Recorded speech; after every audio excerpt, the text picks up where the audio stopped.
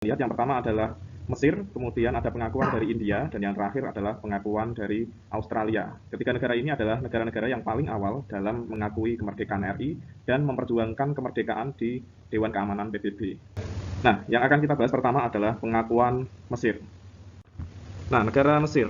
Mesir merupakan negara Islam yang ada di wilayah Afrika, dan dari faktor agama inilah yang kemudian membuat Mesir itu mengakui kemerdekaan Indonesia. Nah, di Mesir pada masa itu ada satu organisasi yang memberikan dukungan atas kemerdekaan Indonesia, yaitu dinamakan IM. IM itu singkatan dari Al-Ikhwan Al-Muslimun. Nah, dari organisasi ini, organisasi IM memberikan akses seluas-luasnya untuk para pelajar dari Indonesia yang belajar di Mesir untuk membuat tulisan-tulisan propaganda dalam hal kemerdekaan RI.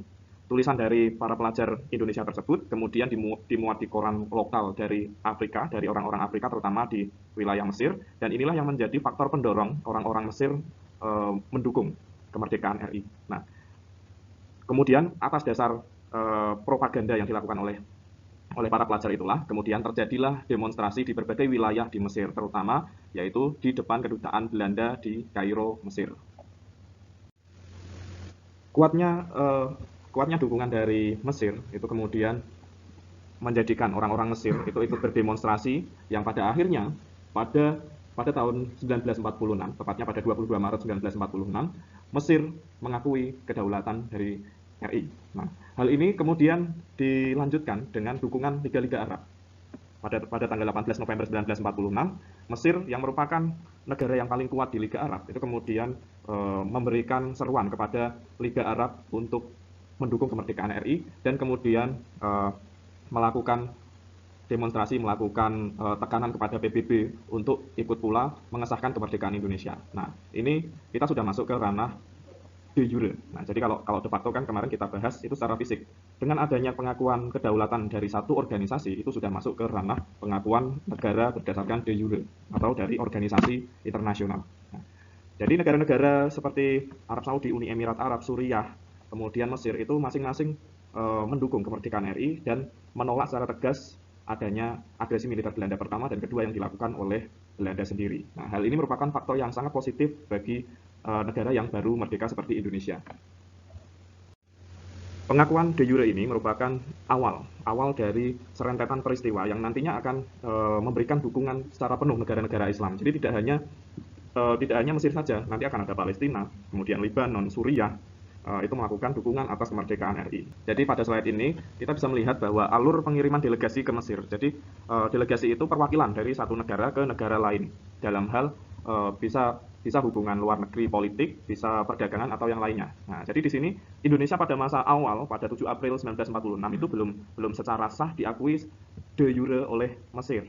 Pada tanggal 7 April 1946, ini adalah pengiriman delegasi pertama yang dilakukan oleh Soekarno ke Mesir. Jadi yang melakukan bukan Soekarno-nya sendiri, tapi Soekarno memberikan satu orang untuk dikirimkan ke Mesir untuk melakukan negosiasi hubungan luar negeri pertama dengan pihak Mesir. Nah, kemudian pada tanggal 26 April itu dilanjutkan dengan pengiriman delegasi kedua oleh Indonesia ke Mesir. Nah, Indonesia menyampaikan rasa simpati kepada pihak Mesir karena adanya dukungan dari Mesir dan terutama Liga-Liga Arab dalam hal agresi militer Belanda yang terjadi di Indonesia. Baru kemudian pada 6 Mei 1946 ini adalah dilihat sangat positif bagi Indonesia, yaitu dikirimkannya Haji Agus Salim untuk menyampaikan rasa terima kasih ke organisasi yang telah mendukung Indonesia di Mesir, yaitu tadi yang Pak dibahas, yaitu Al-Ikhwan Al-Muslimun atau disingkat dengan IM. Baru yang terakhir, pada 10 November 1947, Sultan Syahrir, dia itu mantan Perdana Menteri Indonesia pada tahun 1946, Sultan Syahrir datang ke Mesir dan kemudian melakukan negosiasi atas proses untuk mengirim kedutaan besar ke Mesir. Nah, ini merupakan tahap akhir dari pengiriman delegasi Indonesia ke Mesir. Selanjutnya adalah pengakuan kedaulatan Indonesia, pengakuan kemerdekaan Indonesia oleh India. Secara sosiokultur, Indonesia dengan India itu memiliki kedekatan kebudayaan. Itu terlihat dari kebudayaan kita yang sebagian besar diimpor dari India. Contohnya, pada masa kerajaan Hindu-Buddha, kita banyak sekali menyerap kebudayaan mereka, baik dari agama, kemudian dari tingkah laku, etika, sampai ke arsitektur, itu semuanya kita mengambil dari sana. Nah, kemudian di sini Yang akan kita bahas adalah apa yang melatar belakangi dan bagaimana proses dari pengakuan India atas kemerdekaan Indonesia. Nah, pengakuan kedaulatan India atas kemerdekaan Indonesia itu dilatar belakangi oleh kesamaan nasib. Nah, apa yang menjadikan kesamaan antara Indonesia dengan India? Yang menjadikan kesamaan adalah sama-sama dijajah. Indonesia itu sebagian besar waktunya dijajah oleh Belanda. Meskipun nanti juga ada penjajahan yang lain seperti Portugis, Spanyol, Inggris, dan kemudian ada Jepang. Sedangkan India itu sebagian waktunya dijajah oleh pihak Inggris. Nah, kemudian hubungan Indonesia dengan India itu semakin harmonis, semakin dekat itu karena adanya bencana di India. Pada tanggal 20 Agustus 1946, pada masa-masa itu di India terjadi bencana kelaparan. Nah, di sini Indonesia memberikan itikat baiknya, yaitu dengan mengirimkan beras seberat 500 ton ke India. Nah, ini merupakan satu hal positif bagi Indonesia, karena Indonesia adalah negara yang baru merdeka, maka dia harus menunjukkan hubungan luar negeri yang baik dengan beberapa negara yang ada di sekitar Indonesia. Indonesia juga mendapatkan timbal balik dari India. India pada masa awal-awal kemerdekaan Indonesia itu memberikan bantuan pula ke pihak Indonesia. Pada rentang tahun 1945 sampai rentang tahun 1947, Indonesia banyak berkonflik dengan Belanda. Indonesia itu mengalami agresi oleh Belanda, yaitu agresi militer Belanda pertama dan agresi militer Belanda kedua. Dari Australia, yang notabene itu adalah negara yang dekat dengan negara barat. Nah, kenapa Pak dibilang dekat dengan negara barat? Karena Australia ini adalah negara persemakmuran dari Inggris atau dinamakan Commonwealth. Nah, pengakuan Australia didasarkan pada rasa kemanusiaan. Nah, ada satu tokoh yang memperjuangkan kedaulatan Indonesia di Australia. Namanya adalah Joseph Benedict Chifley. Dia adalah Perdana Menteri dari Australia pada masa itu di tahun 1947.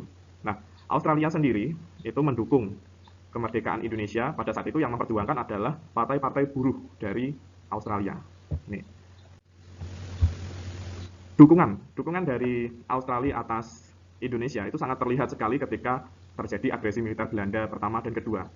Australia mendukung sepenuhnya dan mendesak kepada Belanda, terutama di sidang PBB.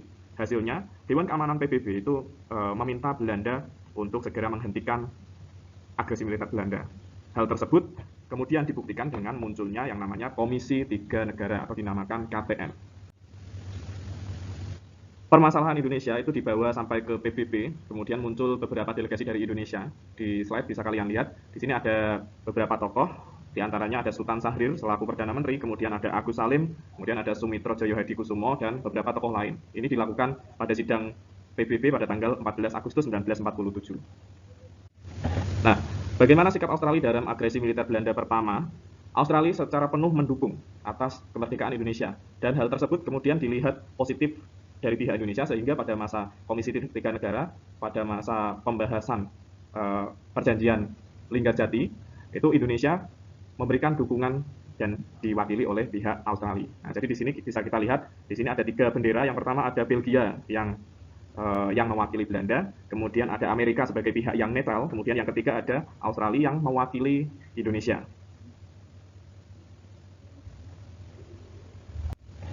Nah, dari KTN tadi, KTN kemudian bertransformasi atau berubah menjadi UNCI. Kemudian UNCI ini nantinya yang akan dilanjutkan menjadi konferensi meja bundar pada tahun 1949. Jadi jasa dari Australia itu sampai ke konferensi meja bundar pada tahun 1949. Ini dianggap sangat positif dari pihak Indonesia. Nah, materinya sampai sini saja. Jadi nanti soal atau latihan evaluasi online-nya Pak Ardi lampirkan di Google Classroom. Silahkan dikerjakan. Jangan sampai melewati tenggang waktu yang Pak Ardi berikan. Itu ya. Cukup sekian. Wassalamualaikum warahmatullahi wabarakatuh.